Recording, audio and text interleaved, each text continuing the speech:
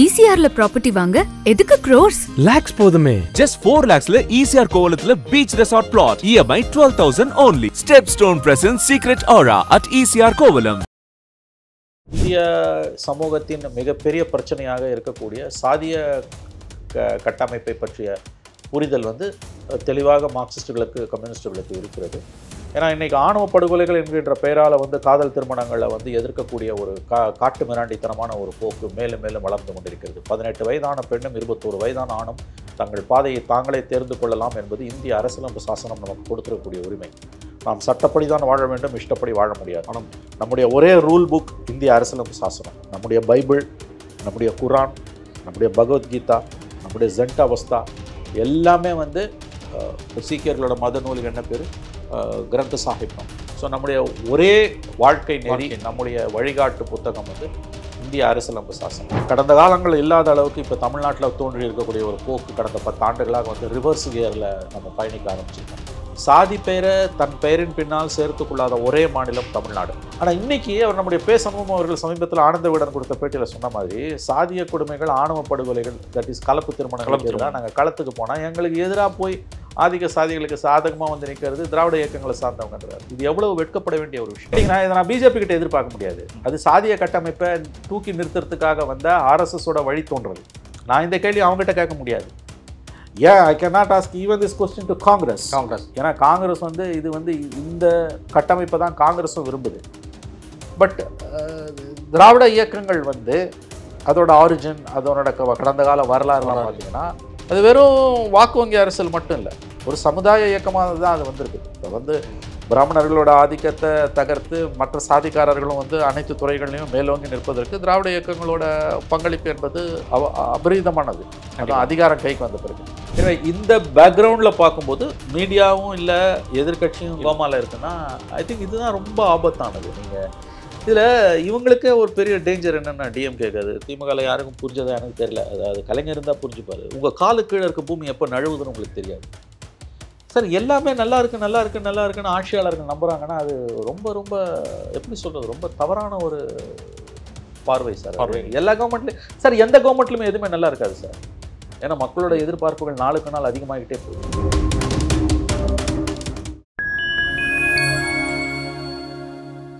Fine time வீடியோவோட special இன்டர்வியூவில் ஒரு சிறப்பு அழைப்பாளராக தமிழ்நாட்டினுடைய ஒரு மூத்த பத்திரிகையாளர் மணிசர் அவர்கள் நம்மிடையே இணைந்துள்ளார். சமகால அரசியல் நிகழ்வுகள் குறித்த பல்வேறு கேள்விகளை அவரிடையே நாம் முன்வைக்கின்றோம். பாருங்கள், நிகழ்ச்சிகள் சொல்லலாம். வணக்கம் சார். சார் வணக்கம். காதல் திருமணங்கள் பிரச்சனை ஆணவ கொலைகள்லாம் தமிழ்நாட்டில் அதிகரிச்சது எல்லா விஷயங்களும் நம்ம பார்த்துட்டு தான் இருக்கோம். அதுக்கான ஒரு முக்கியமான ஒரு கூறா என்ன இருக்குங்கிறத உணர்ந்து இன்னைக்கு கம்யூனிஸ்ட் கட்சிகள்லாம் அறிவிச்சிருக்காங்க. மார்க்சிஸ்ட் கம்யூனிஸ்ட் எங்களுடைய அலுவலகம் காதல் திருமணங்களுக்கு வரவேற்கப்படுகிறதுன்னு சொல்லியிருக்காரு. தமிழகத்தில் அது ஒரு பேசும் பொருளாக மாறி இருக்குது. அதே நேரத்தில் பாஜக தலைவர் அண்ணாமலையும் எங்களோட ஆஃபீஸும் ஓப்பனில் தான் இருக்குது, திருமணங்கள் இங்கே பண்ணிக்கலாம், சாதிகள் தடை இல்லை அப்படின்னு சொல்லி பேசியிருக்காங்க. கம்யூனிஸ்ட் ஒரு முக்கியமான ஒரு விஷயத்தை என்று முன்னெடுத்துருக்குது. எப்படி பார்க்குறீங்க? அவங்க எப்பயுமே முன்னெடுக்கிறாங்க. இன்னைக்கு முன்னெடுத்தது ரொம்ப ரொம்ப பாராட்டக்கூடியது.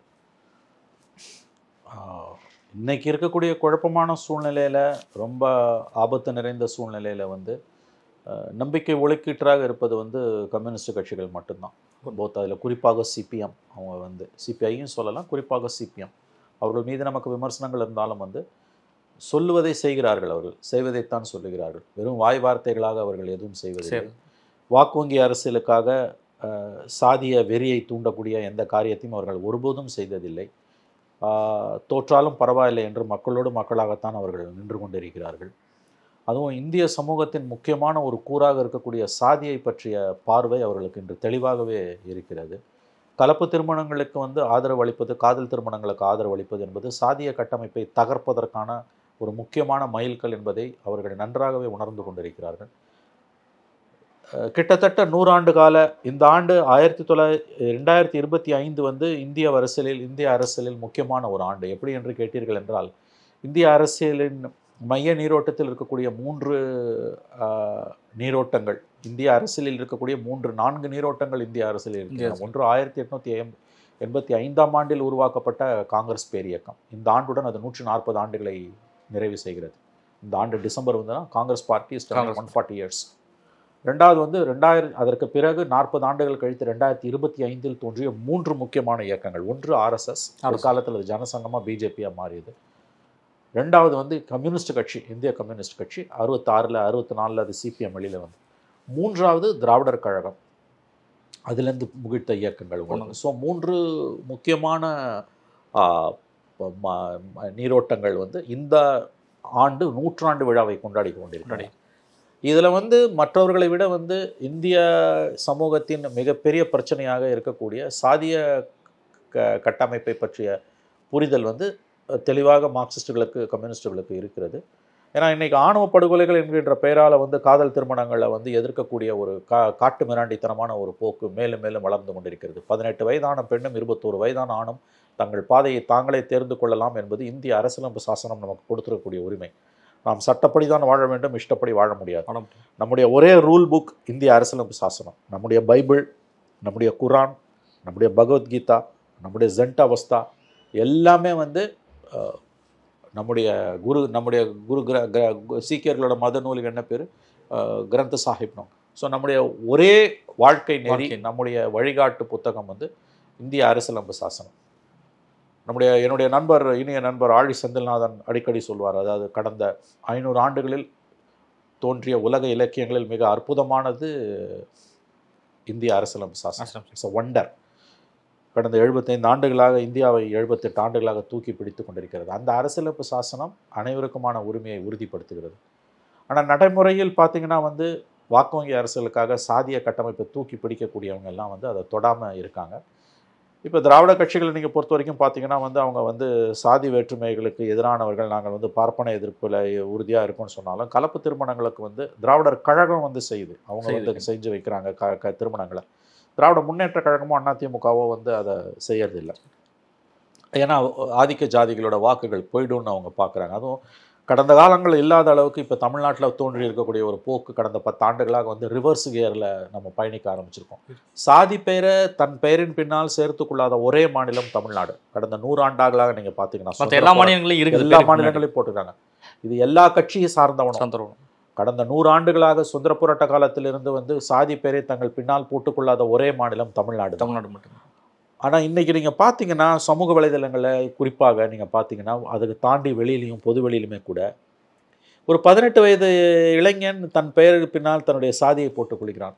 சாதியின் பெயரால் வந்து சோஷியல் குரூப்ஸ், உங்களுக்கு தெரியும், ஃபேஸ்புக்கில் எல்லாத்துலேயுமே அவங்க ஓப்பன் பண்ணுறாங்க. வாட்ஸ்அப்பில் தனியாக போயிட்டு இருக்கு. ஆமாம், இந்த போக்கு வந்து கடந்த 60 ஆண்டுகளாக திராவிட இயக்கங்கள் ஆட்சிக்கு வந்த பிறகு எதை சாதித்து கிழித்தன என்கின்ற கோரிக்கை என்ற பிரச்சனையை எழுப்புகிறது.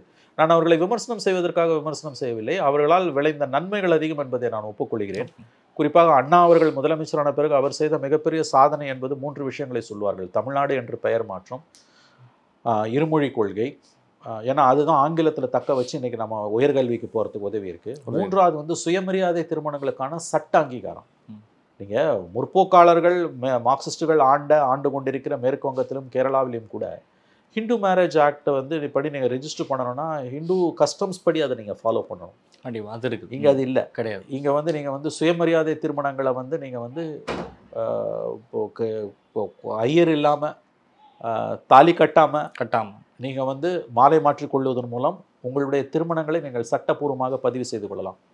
இது 1967 அண்ணா அவர்கள் ஆட்சிக்கு வந்த பிறகு 67 அல்லது 68 கொண்டு வந்த ஒரு மிகப்பெரிய ஒரு சீர்திருத்தம். அதான் வித்து தாலிங்கிறத அதை எடுத்துட்டாங்க. உங்களுக்கு தெரியும், அந்த சட்டம் வந்து இன்னைக்கு கிட்டத்தட்ட 57-58 ஆண்டுகளாக வந்து நடைமுறையில் இருக்குது. 2015 வந்து justice Sanjay Kishan Kaul Madras high court chief ஜஸ்டிஸாக இருக்கும்போது சுயமரியாதை திருமணங்களுக்கு வந்து சட்ட அங்கீகாரம் கொடுக்கக்கூடிய அந்த சட்டத்தை எதிர்த்து அதை குவாஷ் பண்ண சொல்லி ஒரு பெட்டிஷன் வந்தது. இப்போ பிஜேபியை சார்ந்த ஒருவர் அந்த மனுவை போட்டிருந்தார். அப்போ அது ரொம்ப முக்கியமான பொருளாக ஒரு பேசுபடு பொருளாக மாறிச்சு.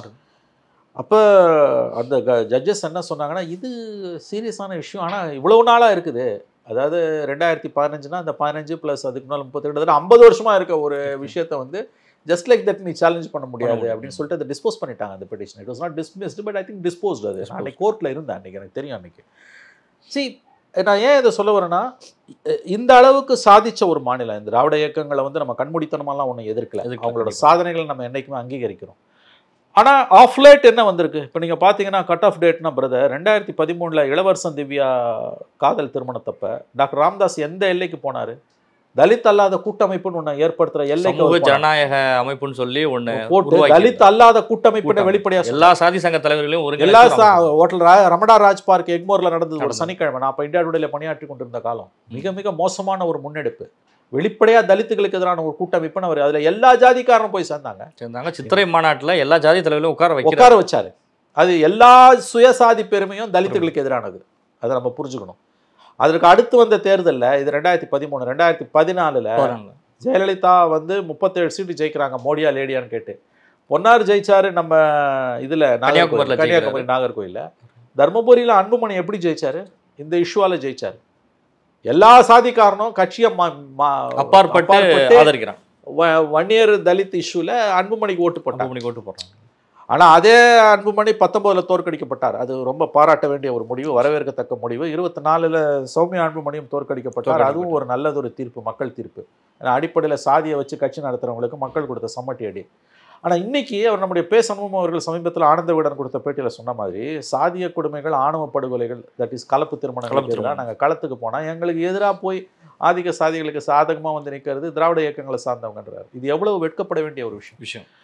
அப்ப அரசாங்கம் வந்து ஆணவ படுகொலைகளை தடுப்பதற்கு முயற்சிகளை எடுப்பது, கலப்பு திருமணங்களை ஊக்குவிப்பதுன்றது ஒரு பக்கம். இன்னொரு பக்கம் நம்முடைய கேள்வி, திராவிட முன்னேற்ற கழகம் மாதிரியான ஒரு பெரிய கட்சி, 75 ஆண்டுகால பாரம்பரியமிக்க கட்சி, தமிழ்நாட்டை 25 ஆண்டுகளுக்கு மேலாக ஆண்டு இருக்கிற ஒரு கட்சியா அது வந்து சாதிய கொடுமைகளுக்கு எதிராக என்ன பண்ணுச்சு? ஒன்று கவர்மெண்ட்டு. இப்போ நீங்கள் இந்த அஜித்துக்கு இந்த பையன் கவினோட டெத்தில் பார்த்தீங்கன்னா கலெக்டரும் எஸ்பியும் வந்து லீகல் மேண்டேட்டை ஃபுல்ஃபில் பண்ணல. அதாவது வந்து ஆணவ படுகொலைகள் நடந்ததுன்னா ஸ்பாட்டுக்கு வந்து அந்த குடும்பத்தை போய் பாதிக்கப்பட்ட குடும்பத்தை எஸ்பியும் கலெக்டரும் பார்த்து ஆறுதல் சொல்லணுன்ற அந்த டைரக்ஷனை வந்து அவங்க மீறிட்டாங்க அப்படின்னு வந்து ஒரு குற்றச்சாட்டு வந்தது. தட் இஸ் கவர்மெண்ட் மெஷினரி செயல்பட வேண்டிய அளவுக்கு செயல்படலாம். அது ஒரு பக்கம்னா, இன்னொரு பக்கம் நான் ரொம்ப ஆபத்தானதாக பார்க்குறது, நான் குறை சொல்வதாக திமுக நண்பர்கள் என்ன வேண்டாம். அதாவது டிஎம்கே எஸ் அ பார்ட்டி, நான் மறுபடியும் சொல்கிறேன், DMK as a party, political party, கலப்பு திருமணங்களுக்கு ஆதரவாக சாதிய கொடுமைகள் நடக்கும் பொழுது அதற்கு எதிராக களத்தில் இறங்கி செஞ்ச சாதனை என்ன? இதுவரைக்கும் என்ன பண்ணியிருக்கீங்க? இப்போ கலப்பு திருமணங்களுக்கு, காதல் திருமணங்களுக்கு கல்யாணம் பண்ணி வச்சு சிபிஎம் ஆஃபீஸை அடிச்சு உடைச்சாங்க திருநெல்வேலியில். வெளிப்படையாக அது நடந்தது. திமுக கவர்மெண்ட்டில் அது நடக்குது. திராவிட மாடல் ஆட்சியில் கலப்பு திருமணங்களுக்கு ஆதரித்து உங்கள் தோழமை கட்சி திருமணம் செய்து வைத்த பொழுது 2 பேரும் மேஜரு அந்த அலுவலகத்தை அடித்து உடைக்கிறாங்க. நான் என்ன கேட்குறேன், அதில் கவர்மெண்ட்டோட ரோலு, போலீஸ் உடந்த அது ஒரு பக்கம். திமுகன்ற கட்சி அந்த பிராந்திய, அந்த மாநிலத்தில், அந்த மாவட்டத்தில், அந்த பகுதியில், குறிப்பிட்ட பகுதியில் அவங்க ரோல் என்ன? அதை பேச வேண்டிய தருணம் இது. ஏன்னா கலைஞர் தானே சொல்லுவார், இது சமுதாய இயக்கம், எனக்கு பதவி வந்து தோளில் இருக்க துண்டு போட்டு போயிட்டே இருப்பேன்னு சொல்லுவார்ல. நீங்கள் ஏன் இதை தம்பி நம்ம இப்போ இதை பேசணும்னு கேட்டிங்கன்னா, முன்பு இல்லாத அளவுக்கு கடந்த 12 ஆண்டுகளாக உறுதியாக என்னால் சொல்ல முடியும், குறிப்பாக இளவரசன் திவ்யா இஷ்யூ ஒரு டர்னிங் பாயிண்ட் தமிழ்நாடு அரசியலில் நடந்தது. ஜாதிய கொடுமைகள் வந்து அப்பட்டமாக தலைவிரித்து ஆட ஆரம்பித்த காலம். இந்த 12 வருஷத்தில் வந்து ஒரு சமுதாய இயக்கமாகவும் தன்னை சொல்லிக்கொள்ளக்கூடிய திமுக என்ன ரோலை ப்ளே பண்ணியிருக்கு? இது ஒரு முக்கியமான கேள்வி. இந்த பின்புலத்தில் இன்னைக்கு வந்து 2 கம்யூனிஸ்டுகள், குறிப்பாக வந்து தீண்டாமை ஒழிப்பு முன்னணின்னு ஒன்று அவர்கள் வைத்திருப்பதே மிகவும் மிக மிக பாராட்டுக்குரிய ஒரு விஷயம் பொறுத்த வரைக்கும். ஏன்னா வாக்கு வங்கி அரசில் இருக்கவங்க அதை செய்ய தயங்குறாங்க. அதில் ஓட்டை பற்றி கவலைப்படாமல் அவங்க மக்கள்கிட்ட போகிறாங்க. அந்த மக்களே அவங்கள ஏற்றுக்கல, நிராகரிக்கிறாங்க, அது வேறு விஷயம். ஏன்னா மக்களே போல்வர் கைவர், அது அது அப்படி அந்த சொல்லாடல் என்றைக்குமே இருக்குது. தனக்கு நல்லது செய்கிறவனுக்கு தான் ஜனங்க கெடுதல் பண்ணுவாங்கன்னுவாங்க. ஆகவே இது சுதந்திர போராட்ட காலத்துலேருந்து. ஆகவே அதில் மக்களை ஏற்றுக்கிறாங்க இல்லையான்றது வேறு, அதை பற்றி கவலைப்படாமல் இன்றைக்கி 2 கம்யூனிஸ்ட்டுகளும் அந்த முன்னெடுப்பை எடுத்திருக்காங்க. இது ரொம்ப முக்கியமான ஒரு விஷயம் சார். இது வந்து வெறுமனே நம்ம வாக்கு வங்கி அரசியலை பற்றி பேசிக்கிட்டு 26ல் யார் ஜெயிப்பா, யார் தோப்பா, எவன் கூட எவன் போவான், விஜய் என்ன ஆவார், சீமான் எவ்வளோ ஓட்டு வாங்குவாருங்க, இந்த கதையெல்லாம் பேசிக்கிட்டு இருக்கமே ஒழிய, நம்ம தமிழ்நாட்டுக்குள்ளே வட இந்தியாவில் இருக்கிறத விட அதுக்கு ஈக்குவலாக இங்கே ஒரு சாதி வெறி தலைவிரிச்சு ஆட ஆரம்பிச்சிருக்கு. எல்லா சாதி சார்பாகவும் வந்து இன்றைக்கி வந்து சோஷியல் மீடியாவில் எப்படிப்பட்ட இயக்கங்கள் நடந்துகிட்டு இருக்குது. ஆமாம், வாட்ஸ்அப் பெரிய கம்பெனியாக போயிட்டு இருக்குது. நீங்கள் பார்த்தீங்க 13 வயசு பையனை 17 வயசு பையன் வெட்டுறான். ஸ்கூல்ஸில் பரவிட்டு இருக்குது. கல்லூரி பள்ளிகளில் வந்து அந்த சாதி அடையாளத்தோடு கட்டிக்கிட்டு வராங்க. கவர்மெண்ட் வந்து எவ்வளவோ முயற்சிகளை எடுக்குது. கவர்மெண்ட் ஓரளவு முயற்சிகள் எடுக்குது. இப்போ சந்திர கமிட்டிலாம் போட்டாங்க. ரெக்கமெண்டேஷன்ஸை பற்றி ஒரு பார்வை இல்லை. நான் கேட்பது திரும்ப சொல்கிறேன், as a government, Stalin government என்ன செய்துன்றது அது ஒரு பக்கம். அஸ் அ கவர்மெண்ட்டாக அவங்க செய்கிறது பத்தலை, இன்னும் கூடுதலாக செய்யலாம், அல்லது இல்லைங்க ஓரளவு செஞ்சுருக்காங்க, 2 பார்வை இருக்குது, ஓரளவு செஞ்சுருக்காங்கன்ற பார்வையை கூட நானும் ஏற்றுக்கொள்கிறேன் இது அவைலபிள் சுச்சுவேஷனில். பட் அஸ் அ பார்ட்டியாக என்ன பண்ணாங்க, அந்த கேள்வியை யாருமே அட்ரஸ் பண்ண மாட்டேன்றாங்க. இப்போ சிபிஎம் இயங்குது இல்லைங்க, ஏன்னு கேட்டிங்கன்னா இதை நான் பிஜேபி கிட்ட எதிர்பார்க்க முடியாது. அது சாதிய கட்டமைப்பை தூக்கி நிறுத்துறதுக்காக வந்த ஆர்எஸ்எஸோட வழித்தோன்றல். நான் இந்த கேள்வி அவங்ககிட்ட கேட்க முடியாது. I can not ask even this question to Congress. ஏன்னா காங்கிரஸ் வந்து இது வந்து இந்த கட்டமைப்பை தான் காங்கிரஸும் விரும்புது. பட் திராவிட இயக்கங்கள் வந்து அதோட ஆரிஜின், அதோட கடந்த கால வரலாறுலாம் பார்த்தீங்கன்னா அது வெறும் வாக்கு வங்கி அரசியல் மட்டும் இல்லை, ஒரு சமுதாய இயக்கமாக தான் அது வந்திருக்குது. இப்போ வந்து பிராமணர்களோட ஆதிக்கத்தை தகர்த்து மற்ற சாதிக்காரர்களும் வந்து அனைத்து துறைகளையும் மேலோங்கி நிற்பதற்கு திராவிட இயக்கங்களோட பங்களிப்பு என்பது அபரீதமானது. அதான் அதிகாரம் கைக்கு வந்த பிறகு. ஆனால் இதோட அடுத்த ஸ்டேஜுக்கு அவங்க போகாமல் இந்த சாதிய கொடுமைகள் வந்து தலைவிரிச்சு ஆடும்போது ஏன் மௌனமாக இருக்காங்க? இதில் ரொம்ப முக்கியமான ஒரு விஷயம் நீங்கள் பார்க்க வேண்டியது என்னன்னு கேட்டிங்கன்னா வந்து, நல்லா ஞாபகம் வச்சுக்கோங்க சார், அதாவது எல்லா சுயசாதி பெருமையும் அடிப்படையில் தலித்துகளுக்கு எதிரானது. தமிழ்நாட்டில் இந்தியாவிலேயே ரொம்ப அதிகமாக தலித்துகளுக்கு எதிரான கொடுமைகள் நாளுக்கு நாள் அரங்கேறி கொண்டிருக்கின்றன. உடனே இதை சொன்னோன்னா நம்முடைய திமுக நண்பர்கள் இல்லை என்சிஆர்பி டேட்டா படி ராஜஸ்தானில் அதிகம், மேற்கு வங்கத்தில் அதிகம், குஜராத் யூபியில் அதிகம் அப்படின்னு ஒரு கதை அளப்பாங்க. இந்த அளவுகோல் படி நீ பாரு, மாநில சுயமரியாதை பேசுகிற திராவிட மாடலில் வந்து ஒரு கேஸ் இருந்தால் கூட அது அசிங்கம். இங்கே 1000 கேஸ் வருது, அதிகரிச்சுக்கிட்டே போயிட்டு இருக்கு சார். அளவுகோல் எது சார்? ஒரு 18 வயசு பையன் தான் பின்னால் சாதி பேரை போட்டுக்கிறான் sir. Don't you feel ashamed? அது உங்களுக்கு சவாலாக படலையா? கவர்மெண்ட் வரும் போகும் சார், பட் இதுக்காக தானே இந்த இயக்கம் கட்டமைக்கப்பட்டது. அப்போ இந்த பின்புலத்தில் கம்யூனிஸ்டுகளை தொடங்கி இருக்கக்கூடிய காதல் திருமணங்களுக்கான அங்கீகாரம் என்பது வரவேற்கத்தக்கது. மகிழ்ச்சியுடன் நம்ம அதை ஏற்க வேண்டும். மிகுந்த மகிழ்ச்சி தரக்கூடிய ஒரு விஷயம் அது. அண்ணாமலை அவர்கள் வந்து அவர் நாடகம் ஆடுகிறார். சாதிய கட்டமைப்பையோ தூக்கி பிடிக்கக்கூடிய ஒரு கட்சியில் இருந்துக்கிட்டு எங்கள் கட்சியோட கதவுகளும் திறந்திருக்கின்றதெல்லாம் கதை அளக்கிறார். அவர் பச்சை பொய் சொல்கிறாருன்னு தான் நம்ம சொல்லுவோம். பொய் சொல்லுவதில் அவர் சமர்த்தர். ஆனால் அவர் இருந்த வரைக்கும் கூட பிஜேபியை வந்து தமிழ்நாட்டில் கொஞ்சம் பேர் அப்படி பார்த்தாங்க, உன்னிப்பாக கவனிச்சாங்க. இப்போ அவர் போனோன்னே நியூஸுக்கும் பஞ்சம் வந்துடுச்சு மீடியாவில். பிஜேபிக்கு கொஞ்சமாவது மக்கள் மத்தியில் ஒரு சோகால்டு செல்வாக்கு, ஒரு அக்செப்டன்ஸ் வந்ததுக்கு அண்ணாமலை தான் ஒரு காரணம். அண்ணாமலை இல்லைன்னொன்னே ஐ திங்க் அவங்களுக்கு அதுவும் போச்சு. ஏன்னா அது அவங்க பிரச்சனை. நம்ம திருநெல்வேலியில் வந்து நயினார் நாகேந்திரன் நல்ல ஒரு க்ரௌடை ஃபார்ம் பண்ணி அண்ணாமலைக்கான ஒரு கைதட்டல் குறைந்து நயினாருக்கான ஒரு பாதையை வந்து திறந்த மாநிலாம் வந்துட்டு ஒரு மாநாட்டில் வந்து காட்டியிருக்காங்க. அதெல்லாம் கதை சார். அண்ணாமலையை நமக்கு பர்சனலி ஒன்றும் கிடையாது. அவர் மேலே நமக்கு என்ன விரோதம்? அவர் கட்சி சார்பாக தான் அவரை நம்ம வந்து எதிர்க்கிறோம், விமர்சிக்கிறோம். அவர் சார்ந்த கொள்கைகளால். அண்ணாமலை இருந்த வரைக்கும் தமிழ்நாட்டில் வந்து பிஜேபிக்கு ஒரு ட்ராக்ஷன் வாங்க கேள்வி மீடியாவில் இருக்கவங்களுக்கு தெரியும். ஒரு ட்ராக்ஷன் கிடச்சிது. தடால் புடால்னு பாதிக்கு மேலே பொய், அது வேறு விஷயம். பொய் மேலே பொய்யை மறிக்க பொய். அதான பொய்யை கொஞ்சம் திறமையாக சொல்லுவார். அவர் வந்து ஏதோ ஒன்று தடால் புடால்னு பண்ணார். ஆன்டி டிஎம்கே நெரேட்டிவை அவர் தான் சார் கட்டமைச்சார். அதை அவர் ஒழுங்காக செய்ய முடியல, அவரையும் தூக்கி போட்டாங்க. இப்போ அடுத்து வந்தவங்களாலலாம் அதை ஒன்றும் பெருசாக கட்டமைக்க முடியும். ஏன்னா இந்த விஷயத்தில் இப்போ நீங்கள் யோசிச்சு பாருங்களேன், அவர் இன்றைக்கி பிஜேபி தலைவர் இல்லை, அவர் இன்னும் பெரிய பொறுப்பு கூட அவருக்கு இல்லை. அவர் இன்றைக்கி ஒரு முன்னாள் பிஜேபி தலைவர். ஆனால் இந்த இஷ்யூவை பற்றி அவர் கருத்து சொல்கிறாரு. ஏன் நயினார் நாகேந்திரனால் கருத்து சொல்ல முடியல? கட்சியினுடைய தலைவராக இருக்கிறவரும் அந்த வார்த்தையை சொல்ல அமைதியாக இருக்காரு. இவர் பேசுகிறாருல. அப்போ அங்கே தான் வந்து அவர் வந்து that is call narrative set பண்ணுறது. எனவே இது அண்ணாமலை சொல்கிறதுக்கு ஒன்றும் பெரிய நம்பகத்தன்மை கிடையாது. ஏன்னா அவர் சார்ந்த இயக்கம் இதை அனுமதிக்கப் போவதில்லை. கம்யூனிஸ்டுகள் சொல்கிறது உளப்பூர்வமானது. திராவிட இயக்கங்கள் இதை கையில் எடுக்க வேண்டும். அதுதான் உண்மையான சமூக நீதி நிலவக்கூடிய சூழலாக தமிழகத்தில் உருவாவதற்கு உதவும். எதிர்க்கட்சிகள் வந்து கோமாவில் இருக்கிறது. எதிர்க்கட்சிகளுடைய செயல்பாடு இல்லை. விஜய் பண்ணுற அளவு கூட வந்துட்டு எடப்பாடி பழனிசாமியை மற்றவர்களோ வந்துட்டு செயல்பாடுகள் இல்லை. திருமாவளவனே அந்த குற்றச்சாட்டை வந்து இபிஎஸ் மேலையெல்லாம் வைக்கிறாரு. ஆனால் திமுக எதிர்த்தவர் இது வரைக்கும் கேள்வியே கேட்கறதே கிடையாது. அப்படிங்கிறதெல்லாம் எப்படி நம்ம பார்க்குறோம்? ரொம்ப நியாயமானது பிரதர். இந்த ஜூனியர் விகடனில் 2 வாரத்துக்கு முன்னால் 2 இஷ்யூக்கு முன்னால் வந்தது. போன இஷ்யூக்கு முந்தின இஷ்யூ கோமாவில் தமிழக எதிர்க்கட்சி ரொம்ப நல்லா எழுதியிருக்காங்க. ஆக்சுவலாக தமிழ்நாட்டில் வரலாறுலேயே இது வரைக்கும் அப்போசிஷன் இவ்வளோ வீக்காக இருந்ததில்லை கிடையாது. ஹிஸ்டாரிக்கலாக பார்த்தீங்கன்னா எம்ஜிஆருக்கு கலைஞர், கலைஞருக்கு எம்ஜிஆர், ஜெயலலிதா கலைஞர், கலைஞருக்கு ஜெயலலிதா, எடப்பாடிக்கு ஸ்டாலின், ஸ்டாலினுக்கு எதிர்க்கட்சி தலைவரே இல்லையா? இன்ஃபேக்ட் நம்ம அடிக்கடி Stalin is the most luckiest chief minister. தமிழக வரலாற்றில் மிக மிக அதிர்ஷ்டசாலியான முதலமைச்சர் முத்துவேலு கருணாநிதி ஸ்டாலின் அவர்கள் தான். அவருக்கு எதிர்க்கட்சியே இல்லை கிடையாது. பட் இதுதான் ஆபத்தானது, ஜனநாயகத்துக்கு ஆபத்தானது. அவர் வலிமையான ஜனநாயகத்தில் அப்போசிஷன் ஸ்ட்ராங்காக இல்லைன்னா அதுதான் ஆபத்து. ரூலிங் பார்ட்டி வீக்காக இருக்கலாம், ரூலிங் பார்ட்டி அப்போசிஷன் வீக்காக இருக்கக்கூடாது. அது அப்போசிஷனுக்கும் ஆபத்து, ஜனநாயகத்துக்கும் ஆபத்து. மீடியா வந்து நிரந்தர அப்போசிஷனாக இருக்கணும். அன்ஃபார்ச்சுனேட்லி தமிழ்நாட்டில் இருக்க மீடியா 90% அவங்களும் வந்து சப்சர்வியண்ட்டாக கொத்தடிமையாக தான் இருக்காங்க திமுக. அங்கே எப்படி கோதி மீடியானா மடியில் உட்காந்துருக்க மீடியா, எதுகை மோனையாக கோதி மோடி அது இல்லை. கோதினா மடியில் உட்காந்துருக்க மீடியாவை அங்கே இருக்கிறதும் கோதி மீடியா, இங்கே இருக்கிறதும் கோதி மீடியான்னு ஆகிப்போச்சு. இதுதான் ஜனநாயகத்துக்கு மிகப்பெரிய சேலஞ்சு நான் பார்க்குறேன் சார். அதாவது இடிப்பாறை இல்லை ஏமராமண்ணன் கெடுப்பார் இல்லான்னு கெடும். பர்மனண்ட் அப்போசிஷன் மீடியா தான்.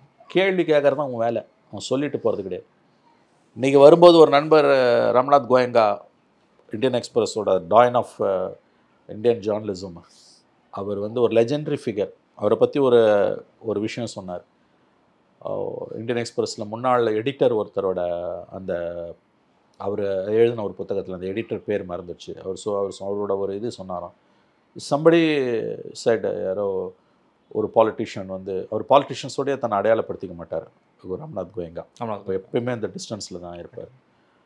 அப்போ வந்து அந்த யாரோ ஒரு பாலிட்டிஷியன் ஏதோ ஒரு ஃபங்க்ஷனில் ஏதோ பார்க்கும்பொழுது வந்து அவர் வந்து அவரோட ஒரு ரிப்போர்ட்டர் சொல்லி அவர் ரொம்ப நல்லா ஒர்க் பண்ணுறாரு, நல்ல ரிப்போர்ட்டர் அப்படின்னாராம். உடனே அடுத்த நாள் வந்து அவரை எடிட்டரை கூப்பிட்டு சாக்கியம் அப்படின்னாராம். சாக் பண்ணலை, பட் சாக்கியம் அப்படின்னாராம். இவர் எடிட்டர் ஏன் ஒரு பாலிட்டிஷியன் வந்து ஒரு ரிப்போர்ட்டர் நல்லவன்னு சொல்கிறான்னா அந்த ரிப்போர்ட்டர் காம்ப்ரமைஸ் ஆகிட்டான்னு அர்த்தம். எப்பயும் அந்த ஃப்ரிக்ஷன்லேயே இருக்கணும்.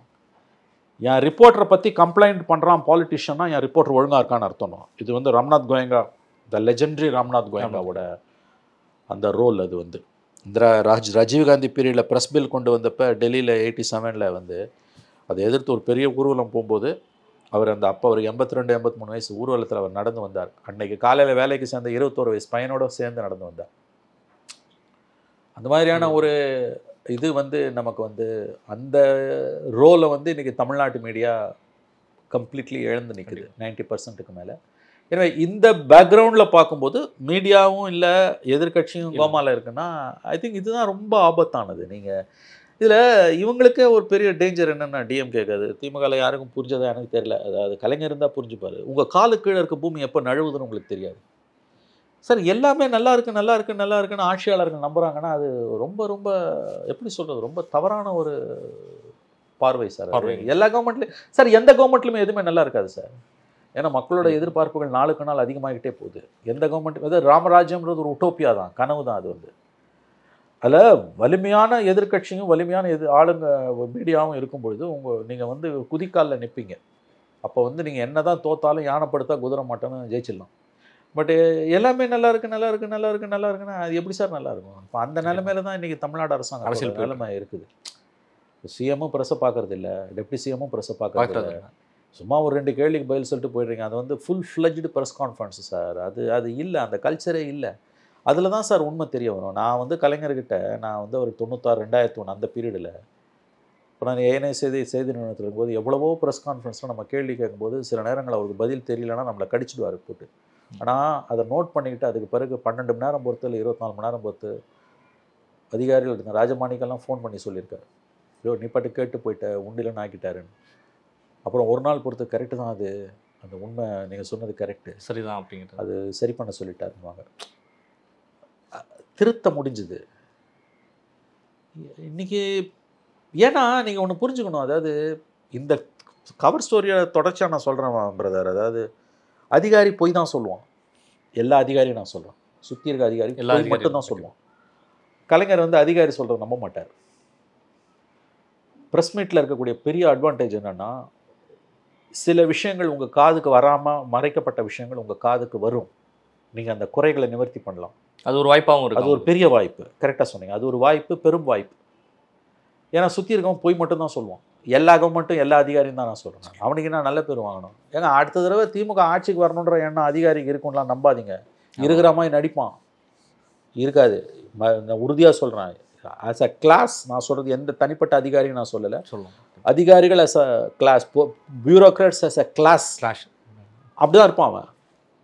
அது நீங்கள் தான் அதை வந்து சரி பண்ணணும். Press conference full fledged press கான்ஃபரன்ஸில் இருக்க ரோட்டில் இதுங்க எங்கேயோ நிகழ்ச்சிக்கு வராரு, மைக்கை போட்டால் 2 கேள்விக்கு பதில், அது இல்லைங்க. கால்டு ப்ரெஸ் கான்ஃபரன்ஸில் இருக்க பெரிய அட்வான்டேஜ் என்னன்னா எதை பற்றி வேணால் யார் வேணால் கேட்கலாம், ஃப்ரீ ரன்.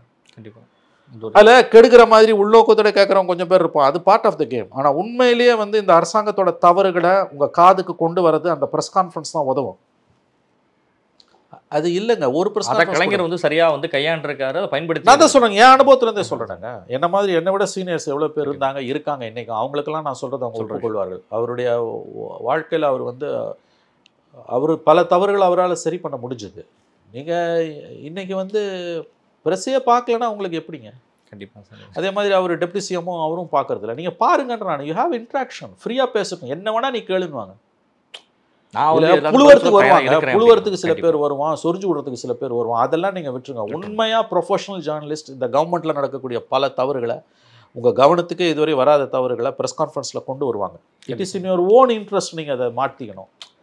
அப்போ இந்த பேக்ரவுண்டில் கோமாவில் எதிர்க்கட்சிகள் என்பது திமுகவுக்கு ஒரு மிகப்பெரிய சவால் என்று தான் நான் பார்க்கிறேன். நிச்சயமா சார். இறுதியான ஒரு கேள்வி சார், சிபிஆரை தமிழராக பார்க்கணும், சந்திரபாபு நாயுடு கூட ஆதரிக்கிறாரு பக்கத்து ஸ்டேட்ல இருந்து அப்படிங்கிறது பிஜேபியினுடைய பார்வையில ஆதரிக்கிறாங்க அப்படிங்கிற ஒரு விஷயம் அந்த கட்சியினுடைய கூட்டணி. ஆனால் திமுக வந்து இதை ஒரு இந்திய தேர்தலாக தான் நாங்கள் பார்க்குறோம், இப்போ வந்து ஒரு இந்திய அரசியலாகவே வந்துட்டு இப்போ சொல்கிறாங்க. அது எப்படி பார்க்கலாம்? 100% திமுக சொல்லுவது கரெக்ட். திமுகவை பிரிவினவாதி கட்சி என்று சொல்லக்கூடியவர்கள் இப்பொழுதாவது திருந்த வேண்டும். நீ திமுக ஊழல் கட்சின்னு சொல்லு, குடும்ப கட்சின்னு சொல்லி நான் ஒத்துக்கிறேன். ஆனால் திமுகவை தேச விரோத கட்சி என்று சொல்லுவது அயோக்கியத்தனமான குற்றச்சாட்டு. இந்த பொய் மூட்டையை புழுகு மூட்டையை அவித்து விட்டு இந்த அவதூறை பரப்பி தான் திமுகவுக்கு எதிரான அரசியலை பாஜகவும் வேறு சிலரும் செய்து கொண்டிருக்கிறார்கள். இந்த தேர்தலை நாம் இந்திய தேர்தலாக பார்க்க வேண்டும் என்பது 100% கரெக்ட். அறிவு உள்ளவன், குறைஞ்சபட்ச மனசாட்சி உள்ளவன் திமுகவோட கூற்றை ஏற்றுக்கொள்வார். சார், சிபி ராதாகிருஷ்ணனை நான் ஏற்றுக்கொள்ள முடியாது தமிழர் என்ற காரணத்துக்காக. ஏன்னா அவர் RSS. அழகாக சொன்னார் ஸ்டாலின், தமிழர் என்ற முகமூடி அணிந்து கொண்டு வருபவர்களை ஏற்க முடியாது. 100% கரெக்ட். அதே மாதிரி நான் இன்னொன்று சொல்கிறேன், Revanth Reddy Telangana chief minister India today கொடுத்த பாட்காஸ்ட்டில் ஒரு விஷயத்த சொல்கிறாரு. சுதர்ஷன் ரெட்டியை வந்து தெலுங்கர்களாக பார்த்து தெலுங்காரங்களாம் ஏற்றுக்கணும்னு. முட்டாள்தனமான ஆர்குமெண்ட். சுதர்ஷன ரெட்டியை அங்கே இருக்கக்கூடிய பிஜேபிக்காரன் தெலுங்குன்ற காரணத்துக்காக ஆதரிக்க வேண்டும் என்ற அவசியமே இல்லை. இங்கே எப்படி சிபி ராதாகிருஷ்ணனை நான் தமிழன்னு ஒரே காரணத்துக்கு ஏற்றுக்க மாட்டேனோ, அதே மாதிரி தெலுங்கானாவில் இருக்கக்கூடிய என்டிஏவை சார்ந்தவர்கள், பாஜகவை சார்ந்தவர்கள் வந்து அவரை தெலுங்குன்ற காரணத்துக்காக ஏற்றுக்கொள்ள வேண்டும் என்பது அயோக்கியத்தனமான ஆர்குமெண்ட். அதுவும் தப்பு. அவன் கொள்கைக்கு அவன் ஏற்றுக்கிட்டோம், யாருக்கு போடுறானோ போட்டு போட்டோம். சிபிஆருக்கு அங்கே இருக்கக்கூடிய பிஜேபி சிபிஆருக்கு போடட்டும், இங்கே இருக்கக்கூடிய தமிழ்நாட்டு கட்சிகள் பாஜக அதிமுக தவிர்த்த கட்சிகள் சுதர்ஷன் ரெட்டிக்கு போட்டோம்.